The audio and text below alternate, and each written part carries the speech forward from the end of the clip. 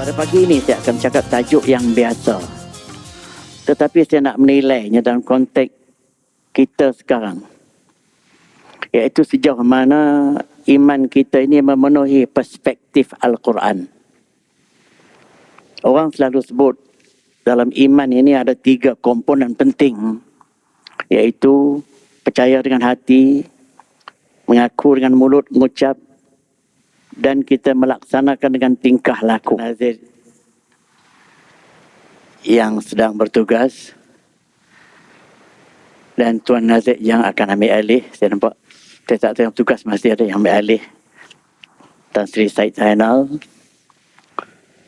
Imam Fakhrul Razi, Tuan Bilal, AJK, Datuk-Datuk, Datin-Datin, dan sedang hadirin sekalian. Ternampak perbezaan yang sebelah pagi dengan sebelah malam. Jauh perbezaannya, keceriaannya. Kalau kita nak exercise pun sebelah pagi yang lebih baik. Alhamdulillah pihak Ustaz Zuhairi meminta saya ambil sekali subuh dan setahun mungkin dapat 3-4 kali kot. Sabtu ke-5. Besok Ahad ke-5 di An-Nur. Begitu juga. Alhamdulillah. 19 hari bulan kita nak mengundi. Saya tak boleh mengundi sebab saya insya-Allah ke Mekah pada 18 hari bulan. Tak ada rezeki. Saya dah daftar untuk nak ke Mekah tu 3 bulan lepas. Mengundi baru tahu 3 minggu lepas. Saya cuba juga nak minta undi awal. Oh, tak boleh, dia kata kena ada kumpulan-kumpulan tertentu je. Saya tak layak lagi dah. Cuma saya kata gini je lah. Parti ada 3, mungkin 3 atau 2, tengoklah. Parti A, parti B, parti C. Saya tak sebut nama ya. Kalau saya sokong parti A, saya tak boleh mengundi. Saya kempen lah 1-2 orang yang boleh ganti tempat saya tu sokong parti A juga. Kalau ramai-ramai yang menentang A tu, tapi 2 orang sokong A dan kerana kempen saya, bermakna dia telah mengganti undi saya yang miss tu lah. Itu je lah. Itu joke. Walaupun begitu tuan-tuan sekalian, kewajipan kita dalam minit 2 untuk pangkah itu.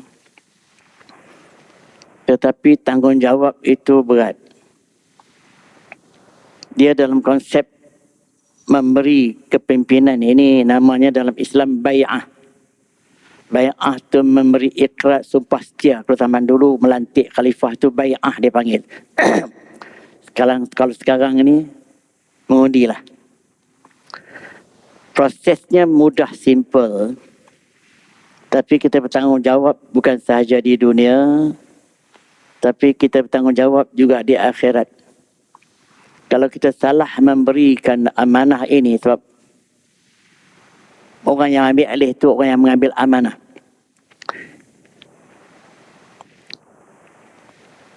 Ya ayyuhallazina amanu, apa dia tak ingat? Ya ayyuhannas, tak ingat. Antu adul amanati ila aliha, tu ayat di awal saya tak ingat ya. Kamu dah tunaikan amanah, beri kepada yang layak menerimanya. Maka sebab itu kalau kita tersalah beri amanah itu dengan tujuan-tujuan yang tidak syar'i dan ditakdirkan dengan kerana itu menyebabkan nasib agama, nasib bangsa dan nasib negara terabai dengan kerana keputusan ini, maka kita bertanggungjawab di depan Allah. Wajib kita kena menyokong mana-mana pihak yang pada fikiran kita membantu untuk masa depan agama, bangsa dan negara ini. Kemungkinan Slim nak menang, nak kalah itu bukan tugas kita. Bukan kita yang menentukannya, Tuhan yang menentukan. Tetapi walau macam mana pun tentulah di antara A, B dan C itu ada grup pihak ataupun ada kumpulan yang lebih kita rasa pada konteks kita akan memberi kebaikan kepada agama, bangsa dan negara. Itu prinsip saya.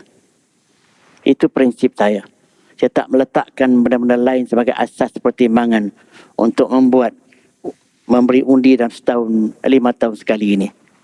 Sekian, terima kasih. Saya rasa dengan komen macam tu bukan menganggap saya kempen mana-mana pihak ya. Itu pendirian saya tentang hal mengundi ini dalam perspektif seorang Islam.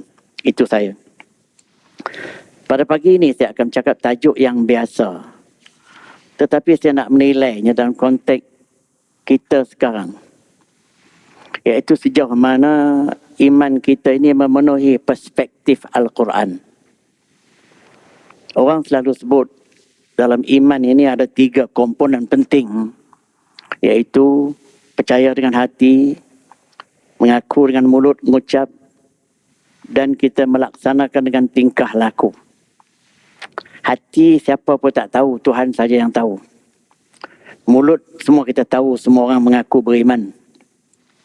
Tapi komponen yang ketiga, melaksanakan tuntutan iman inilah yang menjadikan berbagai-bagai sekarang ini.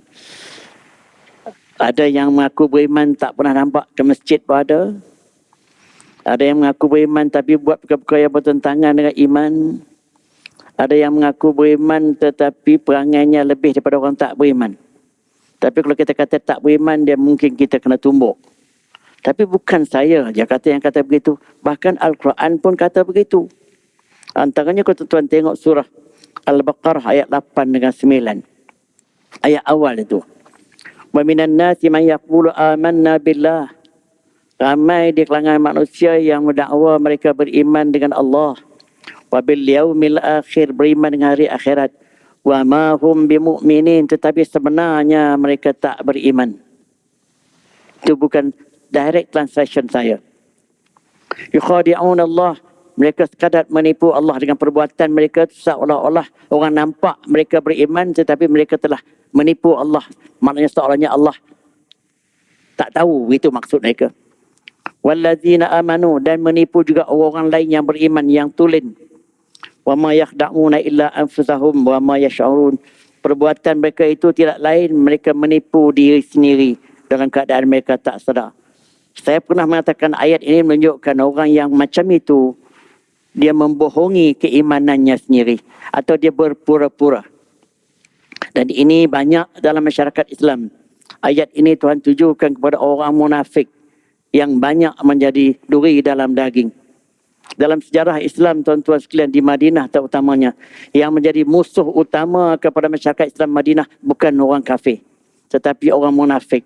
Mereka ini menjadi duri dalam daging dan menjadi pengacau, menjadi pemfitnah dan berbagai-bagai, menggugat kepimpinan Rasulullah.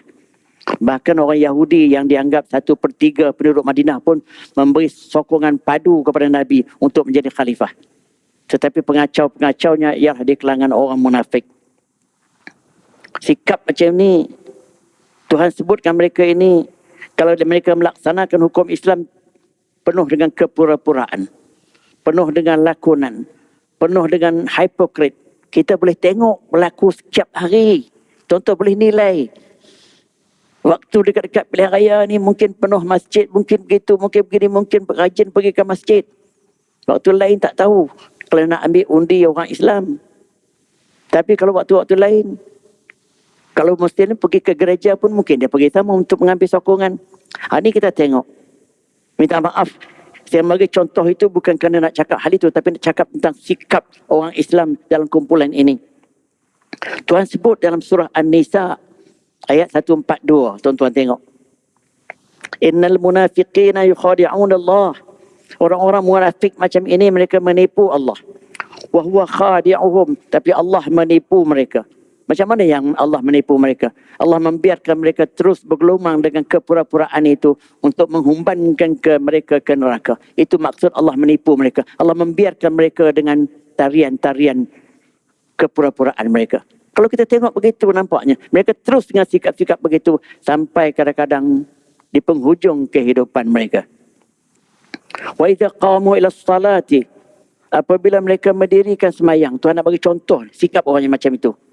Qamu kusala, mereka melakukannya dengan penuh malas. separuh hatilah dengan kerana letiran isteri atau kerana jiran tetangga semua pergi, dia pun pergi. Saya beri contoh tempat lain. Orang munafik ini, dia kahwin dengan anak seorang ustaz dengan anak ustazah, di rumahnya tak pernah solat. Pergi rumah bapak mentua, mak mentua, solat sepanjang masa. Solat apa tu? Di rumahnya tak solat. Pergi rumah bapak mentua, mak mentua, solat. Solat apa?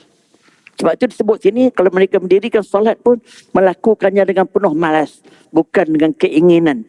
Ini perbezaan ketulinan orang melakukan ibadat dengan minat nak melakukan ibadat. Tetapi kepura-puraan di dalam melakukan ibadat, melakukan separuh hati ataupun sekadar nak please orang lain. Yura'unan nasa. Tuhan tambah lagi. Bukan setakat malas. Mereka nak tunjuk kepada orang lain. Aku ni pergi ke masjid. Aku pergi surau. Tuhan sebut ni ayat-ayat betul-betul menyusuk hati saya. Walaupun saya baca banyak kali surah ini. Semua kita baca. Apa yang mereka buat? Kepura-puraan. Sekadar nak tunjuk kepada orang lain. Wala yazkurunallaha illa qalila. Mereka ingatkan Allah sikit sangat waktu beribadat tu. Tapi ingat yang lain banyak. Kerana yang lain. Kerana nak dapat sokongan. Kerana itu, kerana ini. Itu maksudnya. Tuhan sebut sifat orang ni 3 di sini. Melakukan ibadat dengan penuh malas. Dia buat juga sekadar orang nak tengok. Dan amat sedikit yang betul-betul kerana Allah. Maka sebab itu tuan-tuan sekalian. Kadang-kadang orang-orang ini juga. Banyak perkara-perkara yang benar mereka sembunyikan jika kalau bercanggah dengan kepentingan mereka. Kalau berlawanan dengan kepentingan mereka, benda-benda yang benar pun mereka benamkan. Kalau benda yang selari dengan kepentingan mereka, yang kecil-kecil dia besar-besarkan. Tuhan sebut dalam satu ayat yang lain. Surah Al-Baqarah 146. Wa inna fariqan minhum la yaktumuna al-haqq wa hum ya'lamun. Sebahagian daripada orang yang munafik ini, mereka menyembunyikan kebenaran. Tutup kebenaran. Tak dihebohkan. Sedangkan mereka mengetahui benda itu salah. Tuhan sebut dengan ayat-ayat yang ringkas. Tetapi betul-betul kita kata jatuh atas kepala kebanyakan daripada orang Islam di seluruh dunia, bukan sekadar di negeri kita. Jadi dengan kerana itu, kita nak tengok perspektif iman ni dalam konteks beberapa ayat yang saya dah pilih, yang saya cari daripada kitab. Ayat yang pertama yang cukup-cukup penting. Ayat ini telah ditafsirkan oleh Syed Qutb di dalam Fi Dhilalil Quran. Sebanyak 6 halaman atau 7 halaman. Dalam satu ayat saja dia tafsirkan. Tuan-tuan buka surah Al-Hujurat ayat 15. Ayat yang betul-betul padu tentang nak melihat bagaimana perspektif iman ni dalam konteks Al-Quran. Innamal mu'minuna allazina amanu billah. Sesungguhnya orang mukmin yang tulen itu. Perkataan Arab ni apabila disebut innama, dia panggil adatul lil hasri. Mana nak jadi orang mukmin kena begitu. Jangan yang lain. Itu maknanya. Nak jadi orang mukmin kena begitu. Iaitu mereka-mereka yang betul-betul beriman dengan Allah wa rasulihi, dan juga dengan rasulnya. Dia tak sebut 4 lagi rukun iman sebab automatically included. Apabila sebut beriman dengan Allah, beriman dengan rasul, automatik yang 4 lagi itu rasul yang bawa. Tak mungkin orang tu beriman dengan hari akhirat, beriman dengan hari kiamat, beriman dengan syurga, neraka kalau tak beriman dengan Allah dan Rasul. Maka ayat Quran untuk simplify, dia sebut 2 ini saja. Summa lam yartabu. Orang yang macam ini tak pernah ragu-ragu. Dalam konteks ini nak menunjukkan iman tidak boleh sedikit pun keraguan. Ditafsirkan oleh Syed Qutb ini, dia kena berbeza di antara iman dengan pendapat. Opinion dengan belief. Dia sebut di sini al-farq bainar ra' wal i'tiqad wal aqidah. Kalau setakat pendapat, I punya pendapat begini, I punya pendapat begini, you punya pendapat begini, tetapi belum tentu dia yakin dengan pendapat itu. Datang pendapat lain dia berubah. Iman bukan macam itu. Tapi ramai daripada orang kadang-kadang dia sama saja antara pendapat dia dengan imannya.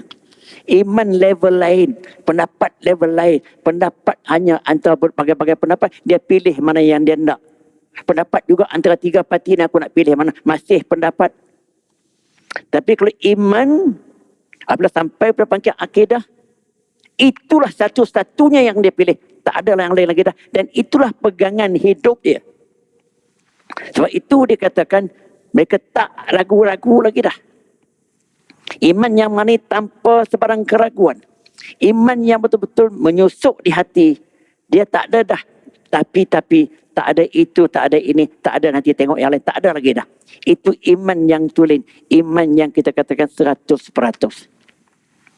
Sebab itu tuan-tuan sekalian, kalau dari segi hukum-hukum fiqh, kita boleh pilih. Oh, kita nak ikut mazhab ini. Oh, ini batal tak batal. Ini ada lagi. Dia punya kategori keutamaannya. Tapi dalam bab iman tak terima sikap macam itu. Itu kena beda. Dalam hierarki Islam ada 3. Akidah di atas sekali, syariah sebelah kanan, kiri sebelah akhlak. Syariah dan akhlak ni dia kompromi banyak. Dia fleksibel banyak. Tetapi akidah tak terima sebarang kompromi. Tak terima sebarang tolak ansur. Itu kita mereka tak ragu. Mengapa dia tak terima sebarang kompromi? Mengapa dia tak terima sebarang tolak ansur? Sebab dia yakin itulah satu-satunya pegangan yang betul. Tuan-tuan tengok surah Al-Kafirun. Surah Kafirun tu nak menjelaskan tentang bab ibadah dan iman ini tak ada kompromi sama sekali. Qul ya ayyuhal kafirun. Katakan wahai Muhammad kepada orang kafir itu semua. Qul ya ayyuhal kafirun la a'budu ma ta'budun. Aku sekali-kali tak sembah apa yang kamu sembah. Wala antum abiduna ma a'bud. Kamu juga tak sembah apa yang aku sembah. Diulang second round.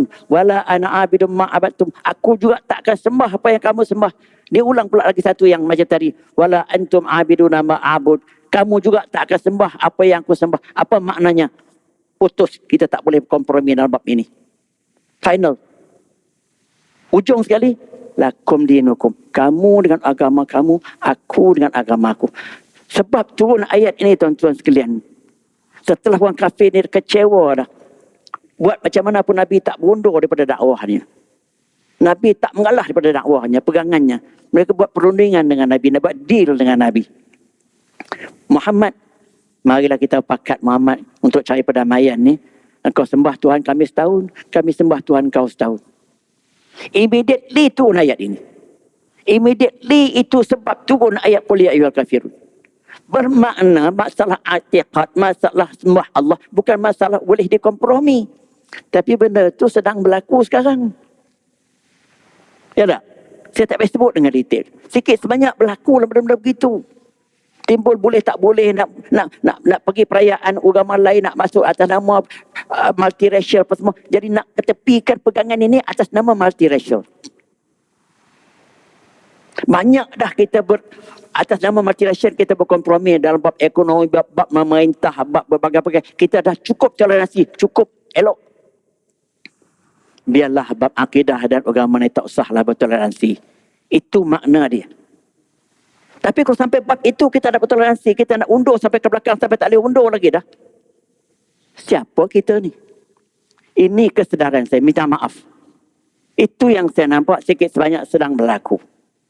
Sampai kepada peringkat menyebabkan akidah peribadatan kita pun tak dikompromi juga. Atas nama multiracial society. Multi-ethnic society. Bukan begitu caranya. Maka dikatakan pegangan yang tidak ada keraguan sama sekali. Tak cukup setakat ditulis, tambah lagi ayat tu. Ayat yang pendek tapi huraian oleh Qurtubi dia hurai macam itu. Wajahadu bi amwalihim. Mereka membuktikan pegangan yang macam itu. Pegangan yang jitu macam itu. Pegangan yang kuat begitu.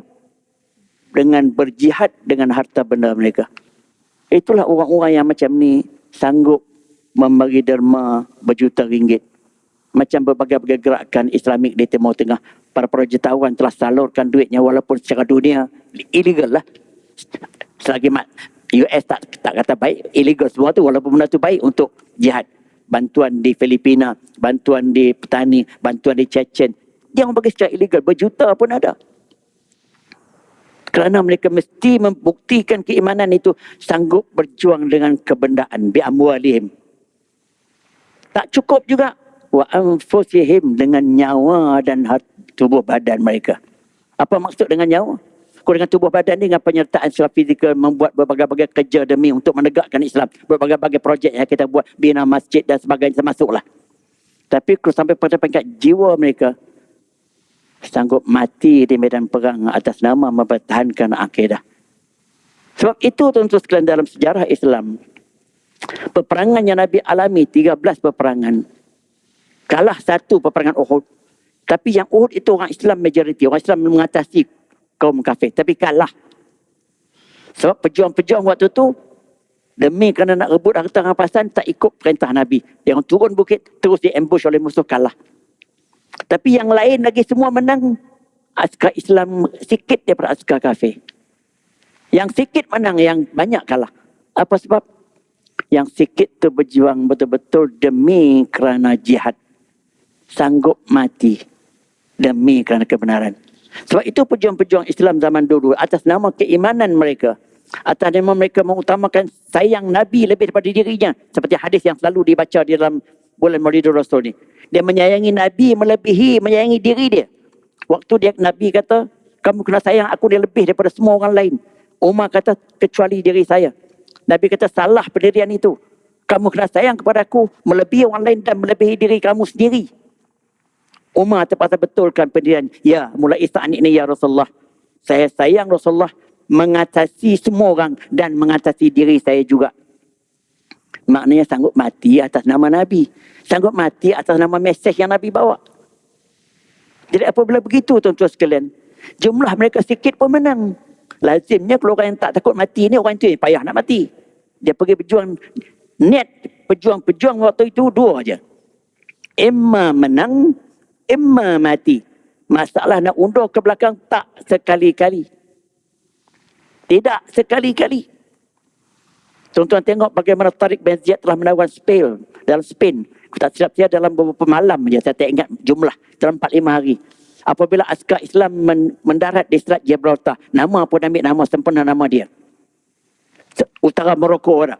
Setelah Spain. Spain waktu itu memang di bawah Kristian. Dia bakar kapal-kapal itu semua. Selepas askar Islam mendarat di sebelah Selat Gibraltar.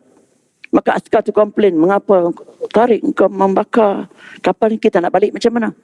Oh, kata Tariq, kamu cadang, kamu datang nak berperang ni, kamu cara nak balik ya? Sebab itu aku bakar. Kamu naik ke sana, kamu tak cadang nak balik dah. Sama ada kamu tawan Spain ataupun kamu tewas, kamu mati syahid di sana. Dalam masa 4 atau 5 malam. Berperang habis-habisan, tawan seluruh Spain menjadi jatuh. Itulah bagaimana simbol iman berdasar pada ayat ini. Semua itu demi mereka berjihad dengan harta benda mereka, dengan nyawa mereka jika perlu, demi untuk jalan Allah. Fi sabilillah. Ulaika humus sadiqun. Tuan tutup. Itulah sebenar-benarnya orang yang betul-betul mengotakkan kehendak imannya. Itulah sebenar-benarnya. Cuba kita reflect balik kepada kita sejauh mana kita berada dalam level yang macam ini. Tuan-tuan buatlah survey sendiri. Buat list sejauh mana aku berminat kepada Islam ni, nak sampai macam itu, atau sejauh mana aku tak berapa minat. Buat list, buat survey sendiri. Masuk dalam kategori kita ni lulus tak lulus kalau markah. Walaupun bunyi joke, tapi begitu tuan-tuan sekalian untuk self correction kita ataupun muhasabah diri kita. Jadi itulah gambaran iman yang jati. Iman yang tidak disaduri oleh sebarang keraguan. Iman yang sanggup mati di medan perang.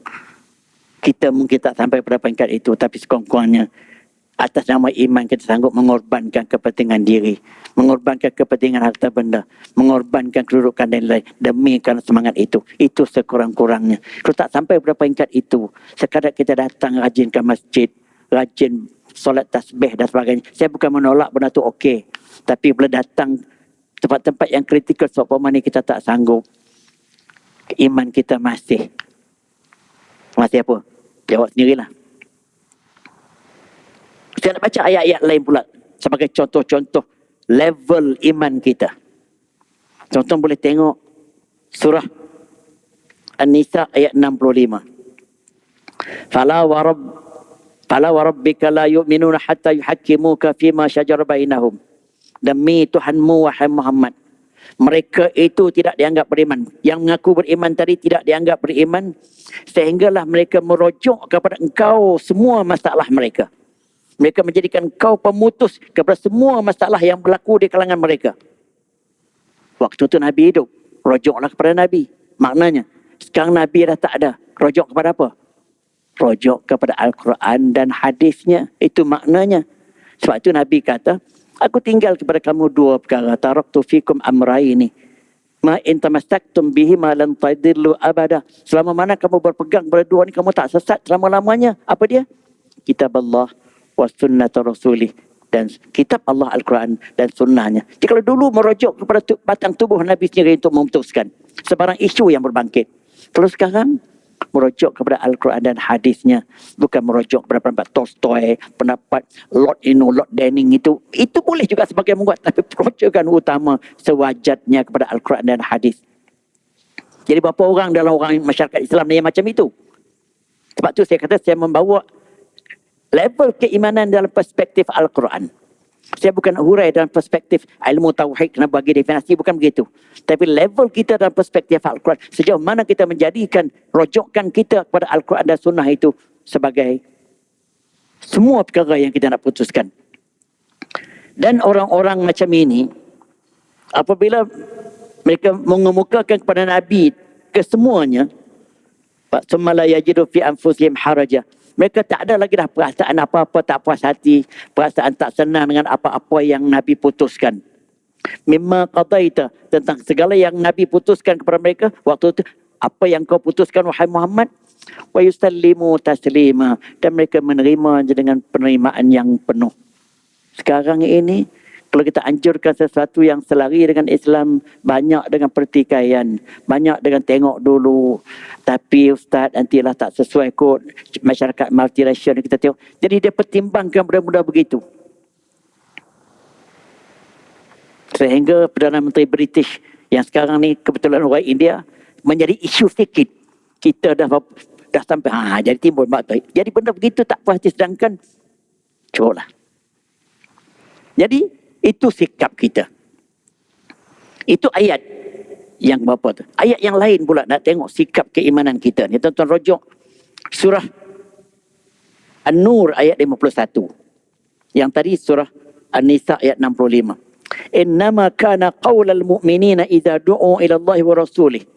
Sesungguhnya perkataan yang akan terkeluar daripada mulut orang mukmin yang tulen ini, apabila mereka diseru untuk kembali kepada Allah dan Rasulnya.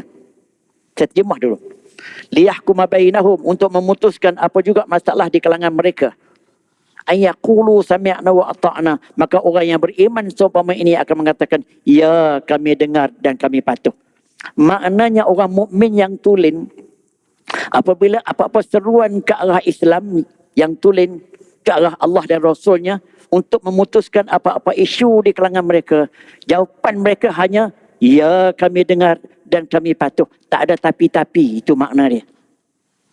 Tak ada nanti tengok dululah Tuan. Tak ada nanti kita bincang dulu. Tak ada. Kalau masih macam itu, bukan bersikap macam ini. Tapi sekarang ni kita berada di level mana? Kalau anjuran-anjuran berbentuk agama, walaupun pendapat itu sah, walaupun benda itu clear cut macam itu dalam Al-Quran atau hadis, tapi pada audiens penuh dengan tapi. Nanti kita tengok dulu lah Tuhan sesuai tak sesuai. Ada saja. Walaupun orang-orang yang bercakap tu siang malam datang ke masjid. Apabila anjuran-anjuran berbentuk Islam, nanti kita tengok dululah sesuai tak sesuai. Nanti kita bincang dululah. Akhir-akhirnya anjuran Islam tadi diketepikan. Yang berlaku ialah yang tak Islamik. Itu yang berlaku. Minta maaf saya terpaksa cakap benda ni sekadar untuk keinsafan kita. Level kita di mana? Adakah level kita memadai dengan kita solat tak cukup? Atau pakaian kita dengan cukup? Adakah setakat itu untuk mengatakan kita betul-betul committed kepada Islam yang sebenar? Wa ulaika humul muflihun. Itulah sebenar-benarnya orang mukmin yang berjaya. Mana kalau tak buat begitu, tak berjaya. Betul. Kita sekarang satu demi satu problem orang kita. Kerana apa? Kita tak menjadikan Islam tu agenda hidup. Sebut Islam, ini parti ni, ini parti ni. Susah. Saya nak ceramah pun susah. Saya cakap sebetulin dah Islam. Tapi dicakir dia ni parti biru, parti hijau. Jadi susahlah kita. Jadi, apabila dikata, apa agama buat, agamawan buat untuk hal ini, nak buat macam mana? Syaratnya terlalu ketat, payah-payah sangat. Tauliah terancam. Jadi untung sekarang rugi seguni. Susah juga. Itu pun kalau AJK masjid, tuan-tuan pengurusi tolong bela. Kalau pengurusi pun tak tolong bela, penceramah-penceramah tu diragui. Sebab sekarang ni nak report mudah. Angkat handphone. Dia kenal orang pejabat agama misalnya. Tuan-tuan penceramah ini meragukan kami lah. Dia agak ni. Dia sana kata, iyakah? Iyakah? Mudah aja. Itulah keadaan-keadaan kita tuan-tuan sekalian. Nak bercakap kebenaran pun kena berhati-hati. Itu ayat An-Nur 51. Kita berada di mana dengan ayat itu? Tuan-tuan tengok lagi ayat yang lain. Al-Ahzab 36. Wa ma kana lil mu'minin wala mu'minatin. Tidak dianggap seseorang mukmin itu sama ada laki-laki atau perempuan. Tak dikira sebagai mukmin yang tulen. Sama dia laki-laki atau perempuan. Idza qadallahu wa rasuluhu amran, apabila Allah dan Rasulnya memutuskan sesuatu perkara untuknya, ayyakuna lahumul khiyaratu min amrihim, untuk mereka memilih lagi yang lain daripada apa yang Allah sebut dan Rasulnya. Maknanya begini, tidaklah sebagai orang mukmin tu mukmin yang tulen, baik laki-laki atau perempuan. Apabila ada Allah kata begitu, mana Al-Quran kata begitu, atau hadis dia kata begitu, Nabi kata begitu, sesuatu perkara, untuk mereka nak pilih-pilih yang lain lagi yang berlawanan, itu bukan mukmin maknanya. Tapi sekarang ini, jadi ini tuan-tuan sekalian gap antara kita dengan real sebenarnya Islam. Jadi Tuhan kata tidak dianggap mukmin yang tulen, baik laki-laki itu perempuan. Apabila Allah memutuskan sesuatu, kalau dulu memang wahyunya, kalau sekarang ada Al-Quran. Atau Rasul memutuskan sesuatu, kalau dulu Nabi sendiri yang kata, kalau sekarang ni hadisnya, sesuatu perkara untuk mereka pilih-pilih lagi yang lain. Sebab itu sikap kita memilih yang akhirnya terpilih benda yang berlawanan dengan Islam berbahaya tuan-tuan sekalian di segi akidah pun. Kalau kita jahil, kita tak tahu, harap tak apa. Tapi kalau kita tahu dengan sengaja benda itu berlawanan dengan Islam, kita pilih juga demi kepentingan peribadi, kepentingan lain, kita pilih juga yang bertentangan dengan Islam, membahaya segi akidah kita. Minta maaf ni. Tak kira lah apa juga. Kita tahu makanan ini, makanan halal, makanan tak halal. Kita tak pergi periksa di dapur.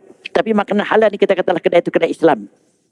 Makanan tak halal ni kedai yang bukan Islam. Tapi dia sekadar mungkin dia tulis yang kita ragu-ragui. Kita pergi pilih yang tak jamin ni. Kita menolak yang terjamin. Sikap kita di situ timbul persoalan. Maka ada orang dia lebih suka makan kedai hailam daripada kedai mamak. Dia kata kedai mamak tu tak bersih. Kedai hailam tu bersih. Bersih lahir kita nampak. Memang bersih lahir. Tapi betul ke dagingnya dia sembelih? Betul ke ayamnya dia sembelih? Itu bersih sebenarnya. Bukan setakat bersih. Nampak pinggannya pirek. Almarinya cantik. Bukan itu. Tapi sekarang ni macam itu. Bahkan anak-anak muda, anak-anak saya pun termasuk. Nak makan kedai sedap. Pilih kedai-kedai jenama ni. Siapa yang punyanya? Tuan-tuan jawab sendiri. Kalau kedai-kedai yang bercorak Islam ni, tak masuk dalam pilihan nombor 1, nombor 2, nombor 3. Pilihan terakhir. Kalau dia pergi juga pun kerana bapak dia nak. Kalau dia sendiri nak buat kedai-kedai tu. Laksa yang jual di kedai biasa ni RM6.50 satu mangkuk. Pergi kedai yang berkenaan tu RM27 semangkuk. Sedap kedai tu. Laksa biasa aja. Saya pergi makan tidak ada perbezaan pun. Ni apa punya minda ni? Kalau macam ni punya minda, nak harap jangan kata nak patuh agama. Nak patuh bangsa, nak tolong bangsa pun payah kalau macam tu punya sikap. Nak tolong agama tu jauh lah. Nak tolong bangsa pun mungkin tak berlaku dengan sikap macam ini. Sebab itu saya kata tuan-tuan sekalian, kita bercakap bab iman ini, kita tak boleh pisahkan daripada kehidupan. Kalau kita pisahkan pada kehidupan, maka berlakulah iman tu hanya di masjid, di surau, baca Quran. Tapi dalam aplikasi kehidupan kita, Allahu Akbar. Tuan-tuan tengok lagi ayat yang lain. Surah Al-Anfal ayat 2 dan hingga ayat 4. Saya buat ayat-ayat Quran saja. Saya tak nak membuat bukan ayat Quran. Innamal mu'minuna allazina Innamal mu'minuna allazina idza dzukirallahu wajilat qulubuhum. Sesungguhnya orang mukmin yang tulen itu mereka-mereka yang apabila disebut saja nama Allah, disebut saja Allah, wajilat qulubuhum, hati mereka menjadi gemetar. Mana betapa seriusnya sebut Allah, dia menjadi, orang kata serius, dia menjadi benda yang bukan main-main lagi dah. Ceritanya macam ni. Macam orang nak bergaduh. Pada bergaduh tu dah puncak sangat, salah seorang kata, "Encik mengucap, encik." Kalau orang yang betul-betul beriman, tak jadi nak bergaduh, diam, terdiam, letak. Kalau dia pegang pisau apa pun, pisau tu jatuh. Kerana imannya masih mengikat dia untuk bertindak agresif. Itu maksudnya. Hatinya menjadi gemetar kerana sebut Allah. Tapi kalau kita kata, "Encik mengucap, encik." Apa mengucap? Apa Allah? Itu berlawanan. Kan orang bergaduh macam itu kan? Apa mengucap? Itu dah. Itu maksudnya bagaimana bila sebut Allah, hatinya menjadi gemetar. Maknanya dia tak jadi nak buat benda-benda yang tak elok ni. Wa idza tuliyat alaihim ayatuhu zadatuhum imana. Apabila dibaca ayat-ayat kami kepada mereka. Ayat-ayat kami mana ayat Quran. Apabila dibaca ayat Quran, dibaca bukan untuk dengar. Dibaca serta dipahami. Termasuklah dipelajari, ditafsirkan. Termasuklah. Jangan kita ni baca, rojok pada baca sedap je. Baca sini baca serta memahaminya. Apabila dibaca ayat-ayat kami kepada mereka, zadathum imana, iman mereka bertambah dengan kerana ayat-ayat Al-Quran tadi. Wa ala rabbihim yatawakkalun, dan orang-orang macam ni hanya dia menyerah diri kepada Allah. Kita letak di mana kedudukan kita? Adakah kita macam itu? Ditambah lagi, orang yang macam ini juga, allazina yuqimuna as-salata, mereka ini mendirikan semayang, wa mimma razaqnahum yunfiqun, dan mereka membelanjakan apa rezeki yang telah kami berikan kepada mereka. Sebab itu tuan-tuan sekalian, dalam Al-Quran, ayat mendirikan semayang dan berbelanja harta yang Tuhan bagi, banyak Tuhan gabungkan dalam satu ayat. Apa maknanya? Sedangkan banyak lagi yang lain Tuhan boleh sebut. Kamu solatlah, kamu baca Quran lah, kamu bagilah, kamu buatlah apa-apa. Tapi dia sebutkan semayang dan infak. Semayang, infak. Apa ulama mentafsirkan? Maksudnya, semayang kita ialah duty yang direct kita kepada Allah. Malanglah kita berbelanja itu tanggungjawab kita kepada sosial. Nampak ada bagaimana keindahan ayat Quran. Dia sebut secara seimbang. Tanggungjawab kita dengan Allah, solat kita. Maka tanggungjawab kita dengan sosial ialah kita bagi bantuan, kita berinfak, kita berderma dan sebagainya. Itu benda ni digabungkan dalam banyak ayat. Ulaika humul mu'minuna haqqa. Ayat ini lagi padu. Itulah sebenar-benarnya orang yang mukmin yang sejati. Itulah sebenar-benarnya orang mukmin yang tulen, mukmin yang sebenar. Itu ayat. Sekali lagi kita reflect kepada kita. Sejauh mana kita berada di atas kehendak ayat ini. Termasuklah saya. Sejauh mana kita berada di atas kehendak ayat ini. Sebab itu saya pernah kata berkali-kali, jangan kita fokus nak menjadi orang Islam yang baik ni sekadar kita nak solat banyak, kita nak wirid banyak. Buatlah mengikut gaya atas sendiri. Tetapi dia merangkumi semua. Dia ikut kapasiti orang tertentu. Yang duit banyak, dia menegakkan Islam secara duit. Infak banyak, buat jariah banyak. Yang ilmu banyak, dia buat kebaikan kepada Islam tu melalui ilmunya. Yang ada kepimpinan yang baik, dia menyumbang kepada Islam melalui kepimpinannya. Kalau tak melalui kepimpinan yang baik, mungkin tak terbina sesuatu masjid atau tak terbina masyarakat yang baik. Dia buat kesumbangan melalui kepimpinannya. Tapi kalau dia buat kebaikan itu hanya untuk diri dia saja, dia solat banyak-banyak, tapi kesumbangan kepada lain, dia tak ternampak sangat yang Islam tu coverage-nya menyeluruh. Kita tak usah tengok yang lain, kita tengok personality Rasulullah saja. Dan kita menyambut beliau Rasul, kita tengok personality dia. Dialah satu-satunya manusia yang kita panggil all-rounder personality. Tengok dia sebagai pemimpin, dia jago. Tengok dia sebagai suami yang amat romantis. Dia boleh berlari-lari dengan isterinya, boleh main lawak-lawak lagi. Tengok dia dari segi rendah dirinya, mengatasi orang bawah. Tengok dia kebijaksanaan dia bercakap mengatasi tokoh-tokoh pidato. Jadi kalau kita tengok personality yang coverage macam inilah, yang menjadikan dia tu idola nombor satu dunia.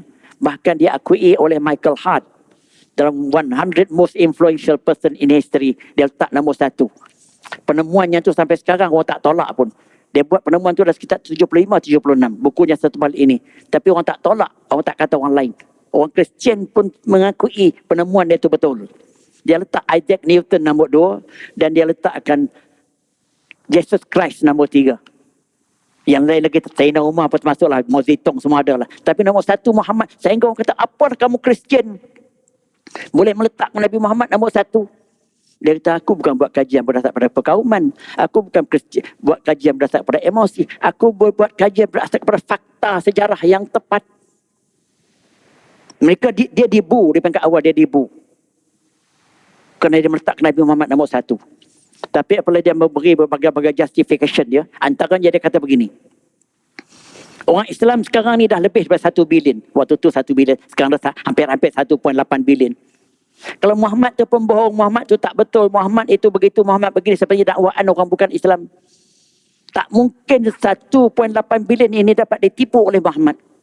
Tak mungkin orang ini boleh terima kalau Muhammad itu pembohong. Dan penerimaan itu makin bertambah banyak sejak pada dulu sampai sekarang. Satu hujah. Yang kedua dia kata, mana ada satu tokoh di dunia ni yang dipuja oleh pengikut dia seperti mana orang Islam memuja Nabi Muhammad. Namanya dicela dan dimaki pun orang itu rusuhan berlaku, mati berpuluh-puluh orang semata-mata kerana namanya dicela. Mana ada orang Kristian sanggup mati apabila nama Jesus Christ dicela dengan 1-2 hujah begini. Itu yang kedua. Yang ketiga, berbagai-bagai penemuan sains yang berlaku di zaman moden ini menempati teori-teori sains ini, menempati dengan apa yang Tuhan sebut 14 abad yang dulu.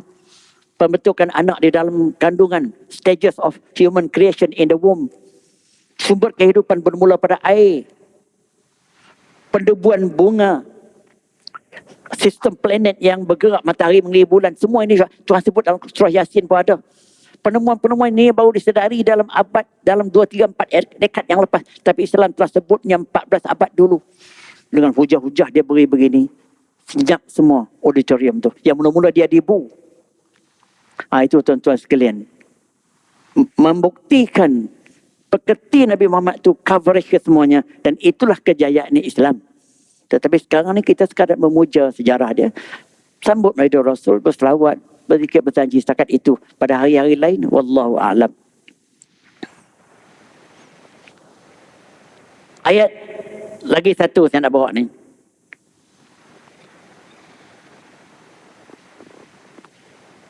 Ini surah Al-Mu'minun 1-5. Dan mungkin 1-11. Tengoklah. Kalau sempat 1-11. Kalau tak sempat 1-5. Qad aflahal mu'minun. Pasti berjaya orang mukmin yang tulen ini. Siapa dia? Allazina hum fi salatihim khashi'un. Yang mana salat mereka khusyuk. Maksudnya amal ibadatnya pure, tulen dan serius. Dia sebut sini salat, tapi salat itu sebagai ibu lah. Ibu kepada ibadat ni salat yang mereka serius, salat mereka khusyuk, yang betul-betul mencapai tujuan salat, bukan sekadar nak bagi orang tengok dan sebagainya. Itu satu. Kemudian wallazina hum 'anil lagwi mu'ridun. Yang nak berjaya ada juga ialah mukmin yang nak berjaya juga yang mengelak segala benda-benda yang tak berfaedah, benda lara. Ini diakui oleh ahli-ahli sosialis pun, ahli sosiologi, ahli-ahli semua mengakui. Nak berjaya ni kena hindarkan segala perkara yang tak berfaedah. Dari segi masa, dari segi wang ringgit, dari segi umur kita dan berbagai-bagai. Sehingga hadis menyebutkan rebut 5 perkara sebelum datang 5 perkara yang lain. Masa sihat sebelum masa sakit, masa lega sebelum masa sibuk, masa apa lagi? Masa muda sebelum tua, masa apa lagi? Antara saya pun tak sebut dengan detail. Dan yang terakhir sekali, masa hidup sebelum masa mati. Ada 5 atau 6. Jadi bermakna kalau kita dapat mengelakkan benda-benda yang tak berfaedah ini, itulah orang yang berjaya. Kalau kita tengok orang yang berjaya dalam hidup di sekeliling kita ni, kebanyakan mereka begitu menghargai apa yang ada miliki dari segi wang ringgitnya, dari segi masanya, dari segi peluangnya. Semua dipergunakan untuk perkara yang berfaedah. Tak ada yang disia-siakan. Walaupun dia pergi travel, dia pergi makan angin di mana-mana, tapi itu bukan sia-sia. Untuk mencari ketenangan, untuk cari kecergasan. Balik dia cergas semula. Selanjutnya orang yang berjaya ini, wallazina hum lizakati fa'ilun. Saya katakan tadi, orang ini juga menunaikan kewajipan zakat. Itu saya nak katakan bagaimana wajib solat tadi selalunya dikaitkan dengan berzakat harta benda. Hubungan Allah dengan hubungan manusia. Ayat ini tu tuan-tuan sekalian. Waktu tu kefarduan zakat belum lagi. Tapi mengapa Tuhan sebut orang yang menunaikan zakat? Ada satu lagi pendapat lain. Ini tafsir saya baca. Zakat dalam bahasa Arab ni maksudnya ada dua makna. Zakat bermakna menyucikan jiwa pun termasuk zakat juga. Iaitu qad aflaha man zakkaha, surah Asy-Syams. Berjayalah mereka yang menyucikan jiwanya, zakat. Begitu juga zakat harta benda. Zakat. Sebab itu disebutkan khuz min amwalihim sadaqatan tutahhiruhum wa tuzakkihim biha. Ambillah daripada harta mereka sebagai sedekah yang menyucikan mereka, tutahhiruhum wa tuzakkihim biha, dan sebagai zakat kepada mereka. Makna perkataan zakat dia punya dua makna, menyucikan jiwa serta menyucikan harta benda. Itu ciri orang yang betul-betul mukmin. Walladzina hum li furujihim hafizun. Orang yang berjaya ni juga, yang beriman, yang tulen ni juga, yang menjaga hubungan seks mereka. Maknanya tak adalah berzina, tidak sama sekali. Yang menjaga pasangan melalui perkahwinan. Dikhususkan ayat ni kepada orang yang menjaga hubungan kelamin, tidak kepada yang lain. Tidak menceroboh, tak pernah berzina, tak pernah, hanya dengan pasangannya.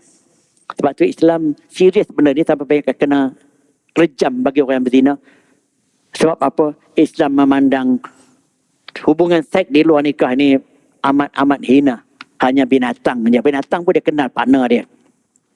Dan punca penyakit AIDS pun ketika dulu kerana hubungan seks rambang.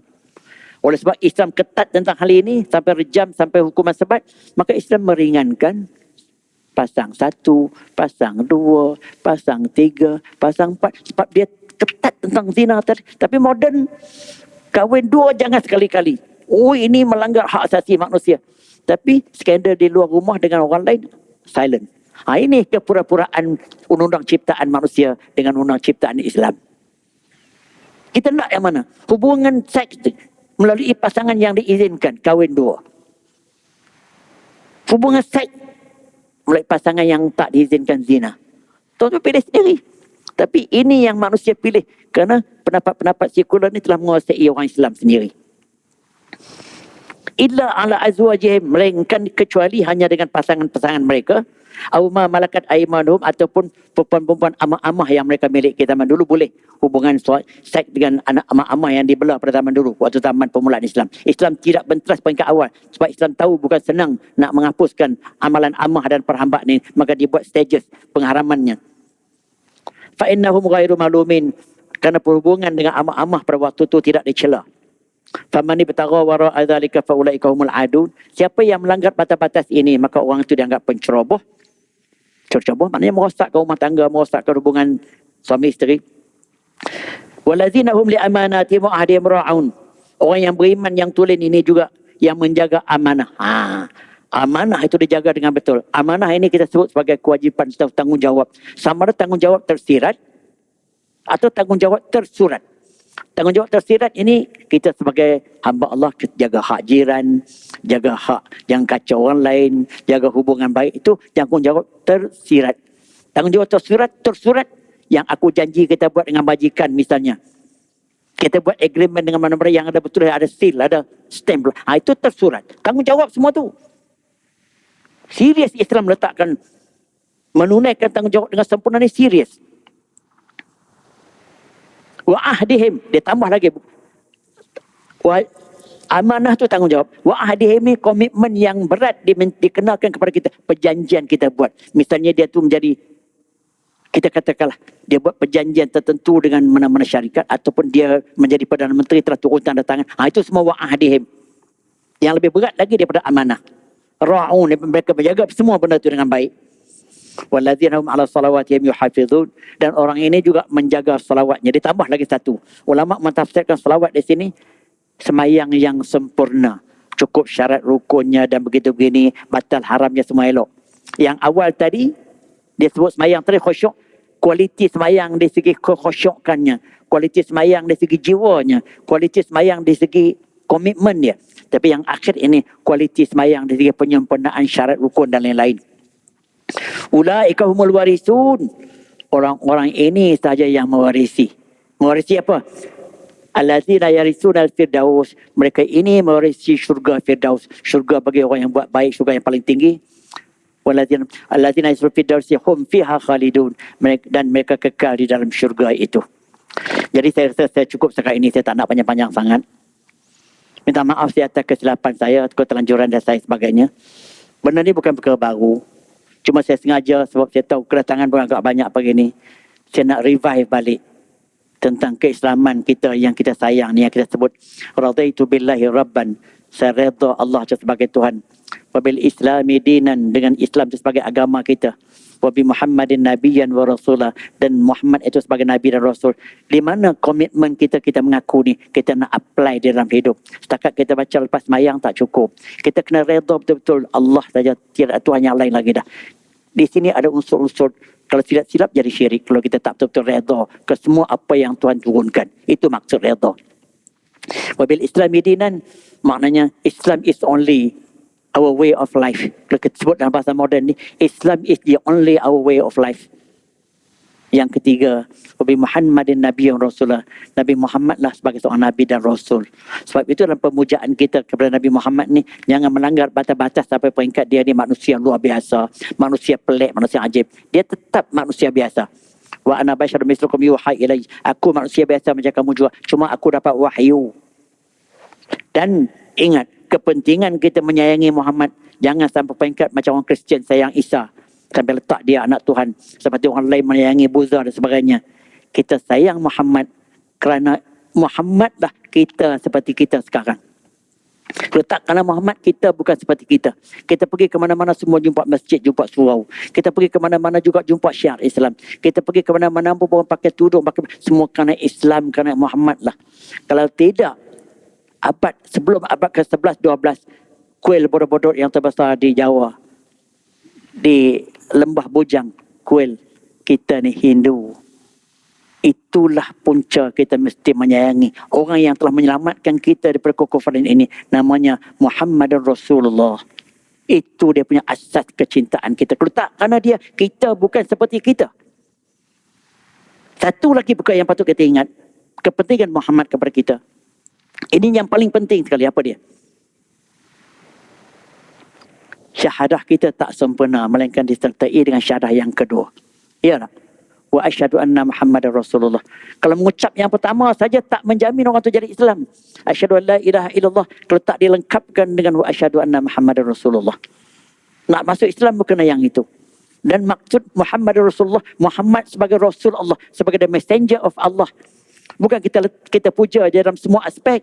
Kita pujanya dia sebagai Rasul, sebagai wakil Tuhan di muka bumi, sebagai utusan Tuhan. Di segi itu. Jadi apa yang dia bawa tu jangan kita petikai sama sekali. Tentang dia nak makan macam mana, dia nak pakai macam mana, itu benda-benda titik bengek. Kita nak ikut pun tak apa, tak ikut pun tak apa, hanya menjadi sunni. Tapi dalam konteks dia sebagai the messenger of Allah, yang ini tidak menerima kompromi. Itulah asas kita berada di atas dua ini, syahadah kita. Maafkan saya, telah silap daripada saya. Wabillahi taufiq hidayah. Wassalamualaikum warahmatullahi taala wabarakatuh.